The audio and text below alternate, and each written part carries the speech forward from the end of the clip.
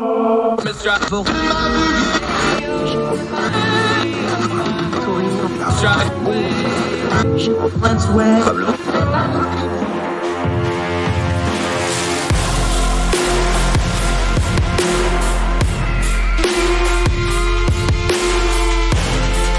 your host, Andrew Donaldson. This is Heard Tell. So I'm not sure if you heard tell about this one or not, but you should have. French President Emmanuel Macron had to switch phones this week. You're wondering what that has to do with anything. Well, number one, if he had to switch phones because of using the word hack, that would be really bad. What we have overseas is a burgeoning story called the Pegasus Scandal. Very complicated. I don't fully understand it. So we're going to turn to our friend John McCumber to try to walk us through this. But the bare bones of it is this. Watchdog groups and some journalists in France allegedly have a list of 50,000 names of world leaders, journalists, people of note. And there is an Israeli security firm called NSO that has software that they have marketed to countries. They say that this software was designed to hunt things online like terrorists, drug traffickers, bad folks, all these sorts of things. Now you have watchdog groups like Amnesty International saying, no, people are using this to spy on journalists and citizens and other people like this. So what do we do with this big mess? Because now you have the governments of Morocco and India and Pakistan's wanting the UN to investigate. India is all over social media demanding everybody pay for this thing. Morocco got caught checking out France. France is now changing out Macron's phone.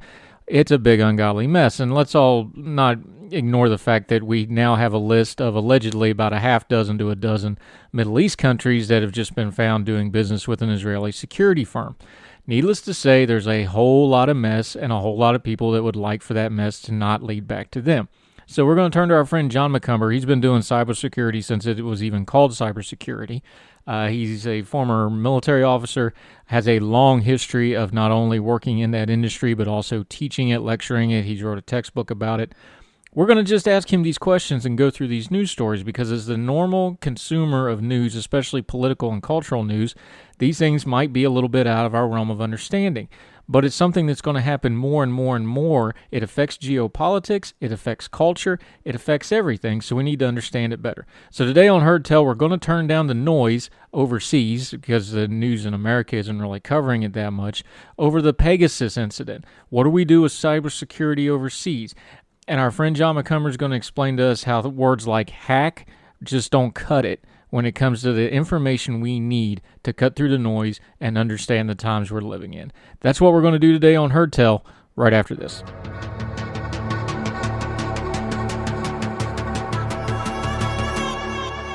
Once again, turn to our friend John McCumber. He's been a cybersecurity expert since before they even called it that. I'm not calling him old. I'm just saying he's experienced. John, how are you, my friend? I'm doing really well. And it reminds me of a saying, what was it, Oscar Wilde, that said, experience is what most men call their mistakes. So yes, I'm experienced. Yes, he was well known for some mistakes. I didn't pay great attention in Mrs. Nash's literature class, but he did have some mistakes to his record, as I recall. He had his issues. Trying to talk some cybersecurity, and you throw Oscar Wilde at me right off the bat, so we're off to a running start. The reason we wanted you is because of your expertise, so turn to you and your cybersecurity expertise on this Pegasus story. We have this story out, this list of 50,000 names of journalists and world leaders. We have Emmanuel Macron, the president of France, who's having to swap out his phone now. We have Moroccan intelligence involved. We have an Israeli firm's software. We have India's upset. We have about a dozen Middle East countries involved. This is a mess of a story, John. It's really complicated. This seems really, really crazy. So help us kind of break down this Pegasus story, my friend. Well, actually, it's not a crazy story at all. For those of us in the cybersecurity industry, Israel is a center of a lot of research development in cybersecurity technology. You've heard of checkpoint firewalls back in the day. Those originated in Israel. A lot of early research and technology comes from Israel. So When these kind of issues come up and they say Israeli company, it certainly doesn't surprise me or any of my colleagues in cybersecurity because we've worked with Israeli companies and Israeli technology for decades. They have very strong research in cybersecurity, and they've got a strong cadre of the IDF and Mossad. When these technologies grow up and are nurtured in the Israeli community. Again, that shouldn't be surprising to anybody. What this software does is intriguing. But let's start right there, though. What does this thing do? Because the way this story became a story is it came out of some reporting out of France, some watchdog groups claim that they have this list of 50,000 names that came from the NSO Group. They claim that it was hacked out of their servers. This is all alleged, of course. And then Emmanuel Macron's name got involved, which turns out it was Moroccan, and it's a big mess. But what's the actual? I'm going to use a term you hate here, but then you can explain to people why you hate it. But hack. Why is this Pegasus hack? What does this software actually do? I hate it. Certainly, let's blow up a couple of words that were used here. One, hack, and I'll go through that in a minute. And the other is unique. The word unique means one of a kind. It means there's nothing, no other. And I wouldn't call this software unique in any sense of the word. This all goes back. Again, I'm going to go back to my history here on this. Some of the early technology in cybersecurity was developed originally for allowing system administrators, system operators, and others to be able to effectively find problems in their network environment and to their connections, debug these problems, resolve issues. One of my favorite names on one of these, again, this is stepping back to the 90s. It was released, and I'll have to look at the date. I don't have it in front of me, but it was called Satan. And of course, that got everybody's attention. There's this software called Satan, and it was a systems analysis testing or system analysis and network testing for available networks or something. It had a very innocuous acronym, but it came out as Satan, and so it was a system analysis tool. But then it was co-opted and it was able to be used against unsuspecting targets. It's one thing for you to debug and look for problems on networks and other things when it's your network. But guess what? That same software, the same capabilities, let's just use that term, those same capabilities that allow you to do this on your network might be able to allow you to do it on somebody else's network. So again, the evolution of a lot of surveillance and others has come through cybersecurity, what has been called cybersecurity research. And a lot of these began life as simple tools used by system administrators and others. Now the phone technology has changed, so they use, we use encryption in telephone communications and others. So the way we used to surveil things like landlines and the switch network for telephones has evolved. So what we see here is a company that had a tool set that was used within the telecommunications industry to remotely be able to look for problems and resolve problems with cellular telephones. And guess what? Now we're using it for surveillance and other capabilities, and because you could put it on somebody's cell phone without their knowledge. The way this story is being pitched to us is, and again, this is all allegedly, but they are saying that they got this list from the NSO servers. I'm going to use that word you don't like, hacked. I know you get upset. They said they got them off of these servers in Cyprus. This is what is being reported from NSO Group. Now, the spokesman for NSO Group, and I'm going to quote the BBC News article on this at bbc.com, said, quote, "Firstly, we don't have servers in Cyprus, and secondly, we don't have any data of our customers in our possession, and more than that, the customers are not related to each other as each customer is separate, so there should not be a list like this at all anywhere. It's an insane number," the spokesman continues. "Our customer have an average of 100 targets a year. Since the beginning of the company, we didn't have 50,000 targets total." So that's what NSO Group's saying. We have France and Morocco and other countries saying they're going to investigate this. Saudi Arabia is involved. The Indian government is all upset and all over social media demanding heads on this. This sounds like someone or a bunch of someones or maybe everyone, John, is playing a whole lot of CYA here. So to your learned ear, my friend, after doing this for a long time, where does it land with you? Where do you think we should start in trying to parse out this big hot mess of a story? Well, usually, falling back on an old canard, we can say when there's smoke, there's fire. The small, surveillance is the lifeblood of intelligence, and especially in this digital world, electronic surveillance is something that all intelligence services globally look to and rely on. The ones that don't have in-house resources tend to outsource that. So what you're seeing is when you see these issues come up and they list these countries, look at the names of these countries we're talking about here. Notice what's not listed as customers for NSO. Okay? Who do you not see on their list of customers? The US government, the British government, the Chinese government. You see all these smaller companies that maybe don't have these in-house capabilities, so it's easier for them to go out and buy tools like the ones available from NSO, and use these tools in their data collection and surveillance intelligence operations. So what you're seeing here is, again, what sounds like to my, in term you use learned ear, is that there is undoubtedly a list of people that have been surveilled with these technologies, these capabilities. Is it all NSOs? Is it somebody else? Likely, they were being surveilled by countries that don't have a strong capability in developing and using their own tool sets. So, usually the larger and more sophisticated intelligence collection organizations use their own stuff. We have a lot of layers to this story. We have France and Morocco. Of course, we understand France's centuries of colonialism in North Africa, so we have that layer of this. But let's be grown-ups about one of the elephants in the rooms of this story is NSO is an Israeli firm, and when you get half dozen to a dozen Arabic Middle Eastern countries that are on an Israeli firm's client list. You said the Israelis have some of the best stuff, and even though they're good friends of us here in America, a lot of those countries don't want it widely known they're doing business with them for a whole lot of reasons, correct? Absolutely. So this is an embarrassing situation for some of these countries, I'm sure. Again, these, you saw where NSO, their leaders came out and they says, CEO comes out and says, we only do business with countries that are going to be ethical and use it, and the point is, what he's really saying, what the words that aren't coming out that I suspect are behind that are, we deal with people who give us money.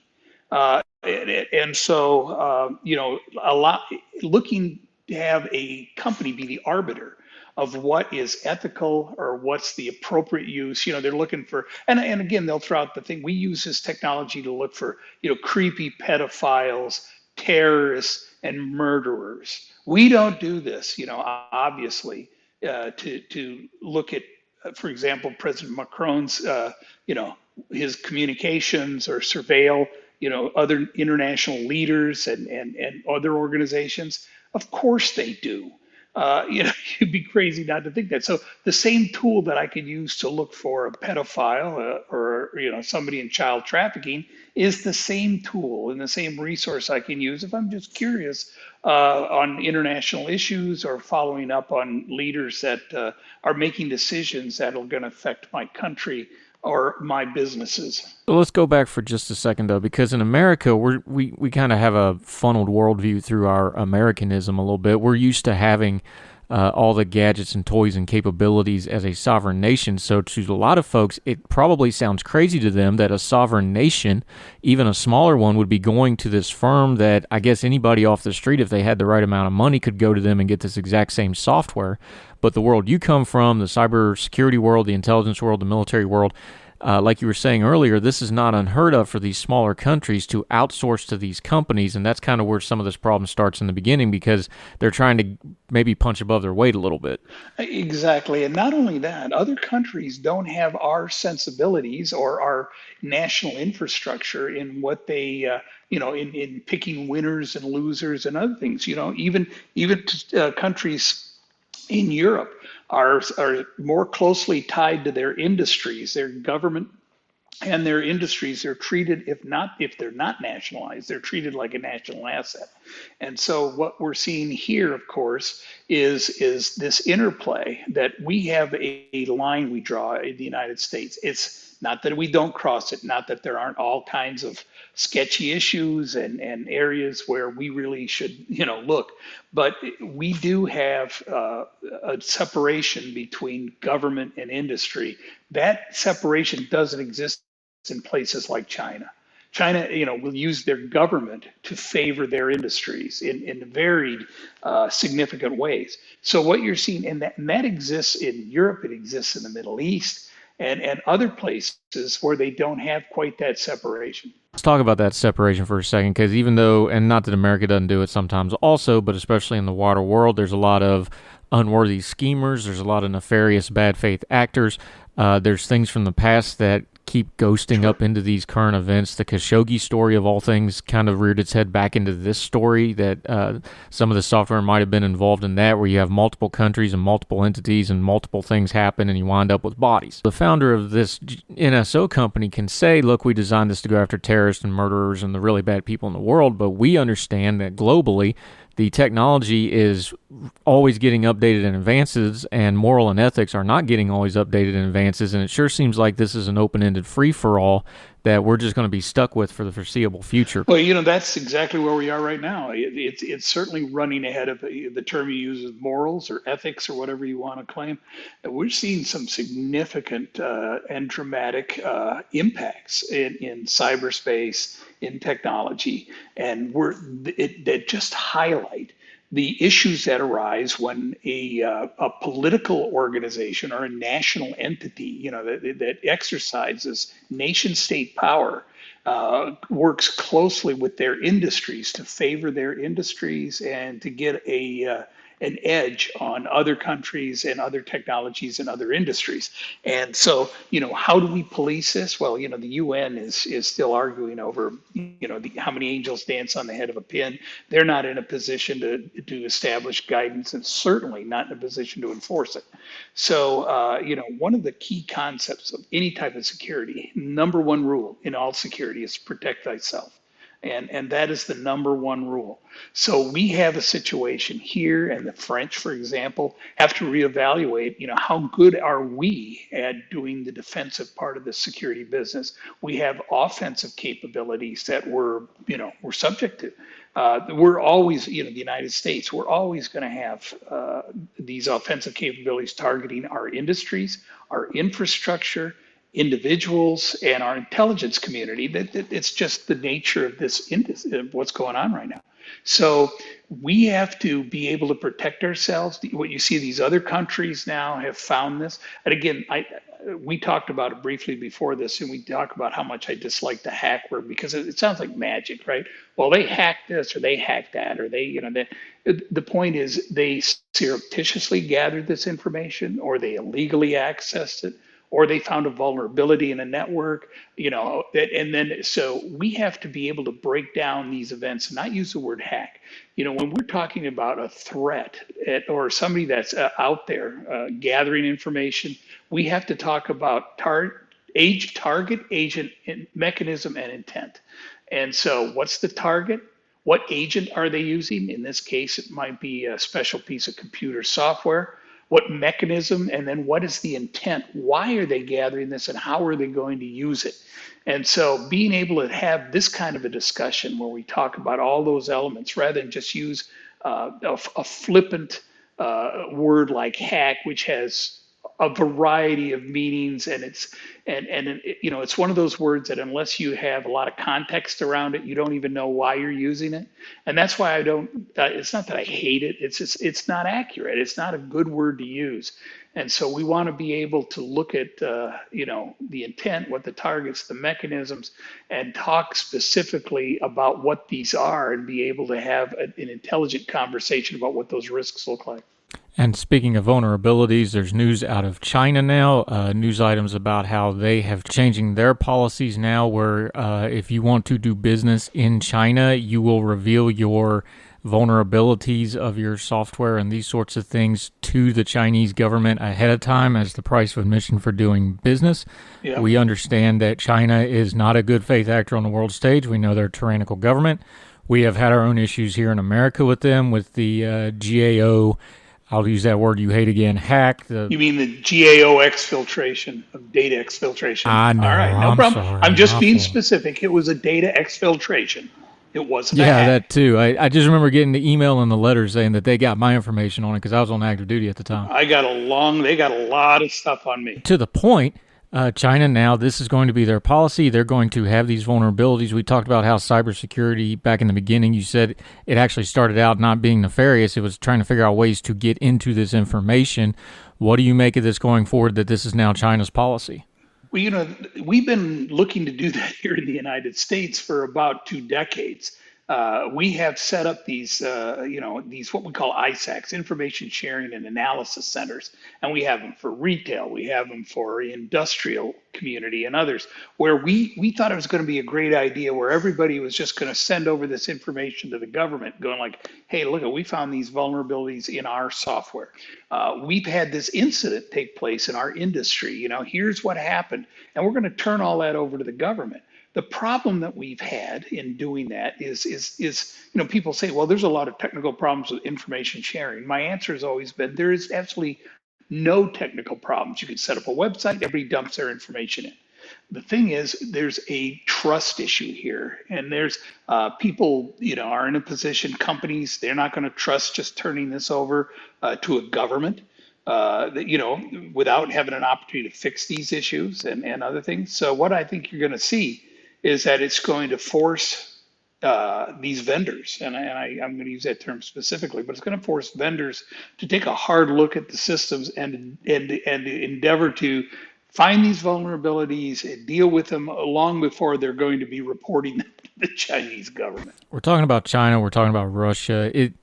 People use the term, is Cold War a good analogy for this? Because we understand the Soviet Union, we defeated them in the Cold War and won the Cold War by economic means, by cultural means, with a big old healthy assist from good old-fashioned Soviet incompetence and the style of government they were trying to run.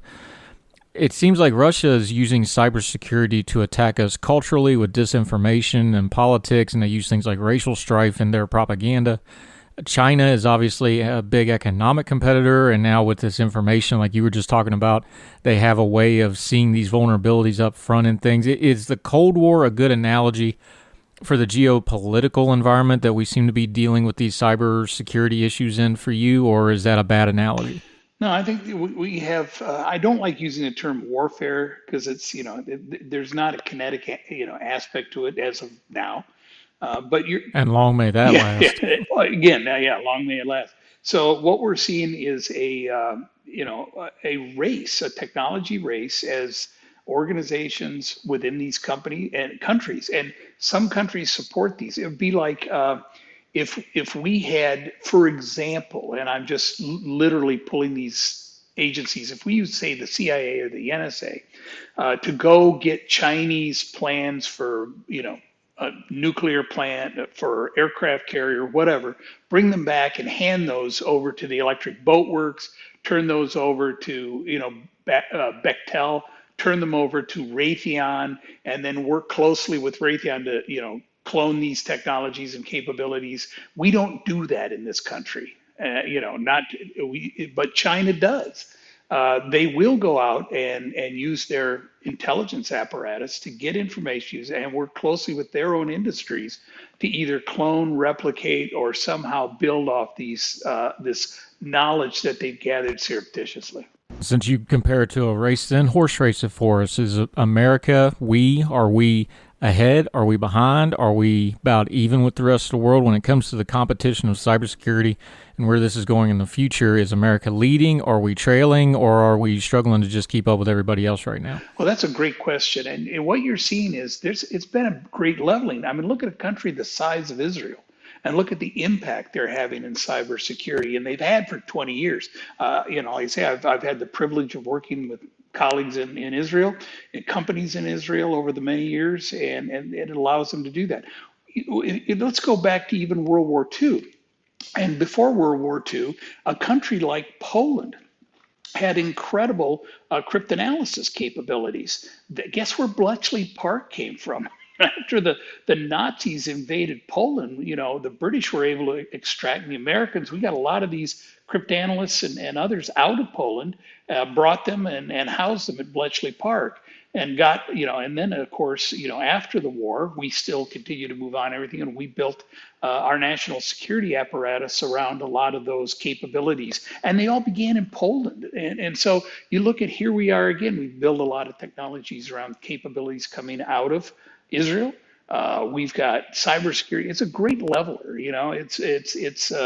We're large countries, small countries, and others. But if they have these incubators where they can use the people out of their university, their research personnel, and others to build these capabilities, they can get way far ahead of even large and established countries. On a slightly more relatable note, though, one of the real bonkers things I found in the story was the fact that they were having Emmanuel Macron, president of France, change out his phone again.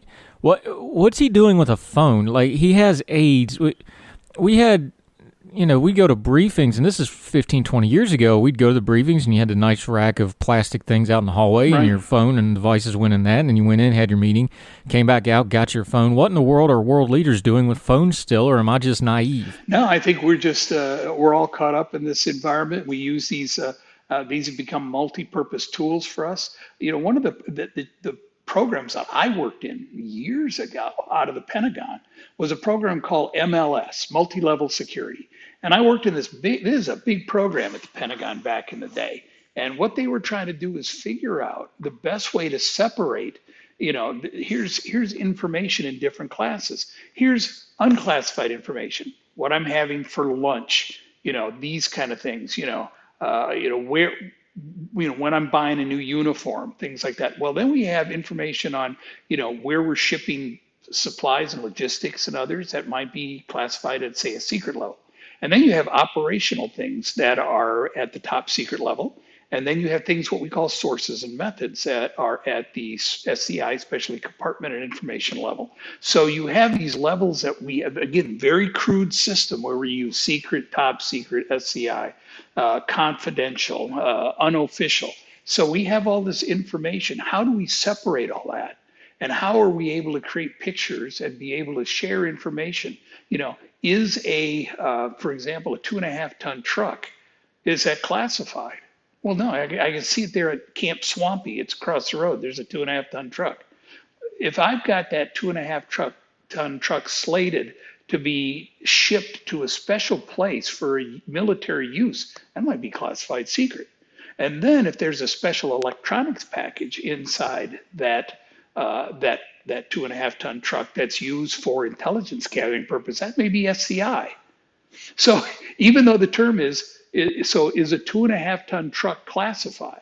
So answering these questions, these are huge policy problems, and we haven't, to this day, still haven't figured out how best to separate and be able to manage information in a way that handles even the most crude labeling of these labels that we use. And we use it to evaluate how critical this information is. Again, it's a very crude measure that we use. And then at the SCI level, if you're familiar with how that works in government, in the military and the government, they have a variety of these code words to separate even further on a need-to-know basis. Being able to help people take actionable information without disclosing these highly sensitive sources and methods and others, we're still working with that.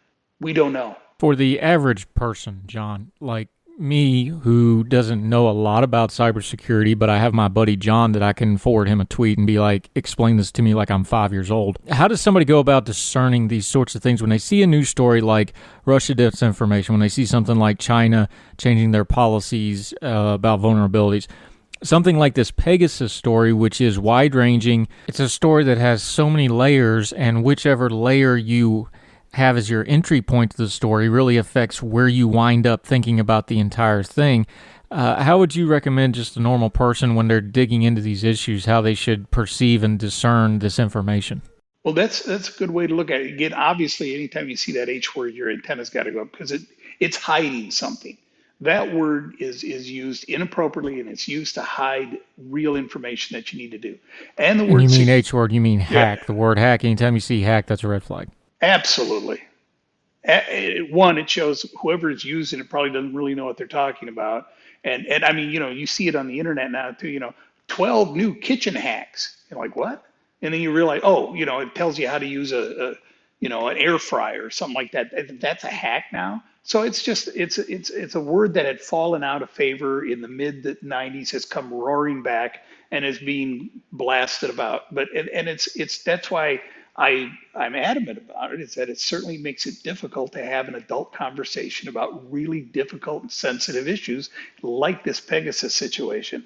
So it implies that there's some magic somebody pulled, or it's some 20 something in a hoodie at a keyboard. It brings up all kinds of these images. And then we in the industry in cybersecurity do ourselves absolutely no favors because we like to use it as well. It sounds cool. We impress our family and friends. We make people think we've got some kind of special magical skills that if only they could dedicate themselves, to and have the level of curiosity and research skills we have, they could maybe aspire to this. So we need to talk about, and again, this is a security problem. So anytime you see the word security, security is a tuple. There's three elements that create risk. It's risk management. It's a threat, a vulnerability, and either a mission or an asset. So the threat is foreign intelligence, foreign surveillance, right? Vulnerabilities are software in our phones that allow these threats to exploit what? The assets, our information, or the missions we're trying to accomplish by exposing and making this data available to them when I want to keep it private or secret. So there's a tuple that we have to follow every time: threat, vulnerability, asset. And an asset could be a mission too that you're trying to accomplish. So what's being compromised? Who's the threat? What's the vulnerability? And in this Pegasus, this is a perfect example. You have a threat, foreign intelligence. You have a vulnerability, this Pegasus software. And then you have the target, and it could be President Macron. So this allows you to now be able to look at what the issues are in a much more effective way than using either the word hack or security. So to try to put a bow on this Pegasus story, maybe more information comes out over the coming days. Seems like a lot of times with these sorts of stories, you get the big blast of information, and then it just kind of dithers off into the ether. Yep. Whatever happens going forward, put your consultant hat on for a second. What's the story here? Is this a massive swerve to cover something up? Is it a whole bunch of people playing CYA? Is it a third of a hope so and a third of a want to and a third of a wish casting? What are you landing on this Pegasus story? Where do you think it's going to go, and how do you think we should treat it as consumers of news and information? Well, this is it's a PR issue. It's a lot of CYA for these companies these countries that have leveraged this software to use it in ways that even if you believe the CEO, and I'm not saying we should discount what they say, give them the best of intentions. But you have these systems being exploited and used by these countries, and it's embarrassing for them. So you're going to see a lot of CYA. And then, of course, is what we see is the evolution of cybersecurity as vulnerabilities are disclosed. And make no mistake, this software creates and in fact is a vulnerability in the telecommunications infrastructure.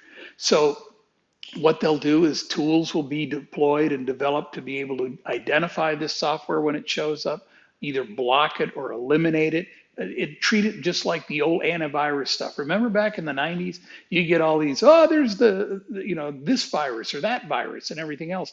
And then, of course, you'd see the stock for McAfee and Symantec go through the roof. And then, of course, they'd come out with a new update for your antivirus, and then they'd take care of that. And, 6 months later, there'd be some other virus. This is not dissimilar. The same kind of thing. There's going to be safeguards developed around this. This technology will probably be evolved and changed and put into some other kind of format or tool set. NSO may become some other company name and evolve, and the technology will evolve. So that's what you're seeing here. It's a exciting thing to talk about when these things blow up and hit the papers. But what you're seeing, this stuff goes on behind the scenes all the time. So to bring this down from the international level to more personal level, what do you see on the consumer side and the consumer level, the average person side, going forward with these issues with cybersecurity? It seems like we're maybe at a little bit of a technological plateau. People are pretty comfortable where we're at right now. Social media is maturing.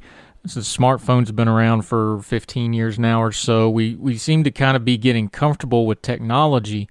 What do you see on the consumer side going forward as we try to deal with these cybersecurity issues? Because they affect us individually too, not just these big companies and big scandals like we're seeing in the news. Well, what we see at the consumer level is you're seeing is that, people, myself, you, your family, and others, we don't want to consciously be dealing with security issues. They always say, people are the weakest link in security and everything else. They do things in certain industries still. They phish you for, there's companies I'm aware of that sell phishing software, and they supposedly train you to identify phishes and others that would give you malicious links and others. At the end of the day, people don't want to be conscious about security. You don't want to have to sit there and scroll over the to line to see, where is this coming? Is this really an Amazon email? Do I really have a $700 charge sit out there in email? So do I click on this link? You're going to see more and more of that. The virus definitions, 20 years ago, we'd all sit around and download virus definitions. Nobody likes doing that. So they've automated that process. So you're going to see more and more security, relevant capabilities go away from the consumer. These are going to be embedded in these systems. And then, of course, we'll wait for them to find these vulnerabilities that you have in systems like the software that NSO provides and others, where you got to determine what your role is in that as well. So I really think the evolution is going to be away from the consumer in cybersecurity and being able to install it, have it built in instead of bolted on. He is John McCumber. I rely on him on all kinds of information. I love to read his writing. He's a valued colleague of mine. John, tell people where they can find your stuff and find your thoughts the way I get to, so everybody can enjoy your expertise and point of view. Well, you're very kind. I'm retired now for the most part, and I do write, I do research, and I do have the opportunity to speak on occasion. I'm at John McCumber on Twitter, but you'll see that in my Twitter feed, I'm mostly writing about architecture, koi fish, and art, some of my other interests, and you can find some of my writings over at Ordinary Times online. And on that note, he is also a foundational member of the hashtag Twitter Supper Club group. He always has gourmet-looking food. Being the gourmet world traveler that you are, that man eats good, so make sure you check that out as well. It's been a pandemic opportunity for me to hone some other skills. So between having the pandemic and having retirement, it's been a fun hobby. The only thing to make this better is if we do it in person and do it over food. So maybe we'll do a live podcast or live stream with you and me and a bunch of food one of these days soon, my friend. Always a pleasure, Andrew. Thank you, sir. Talk soon.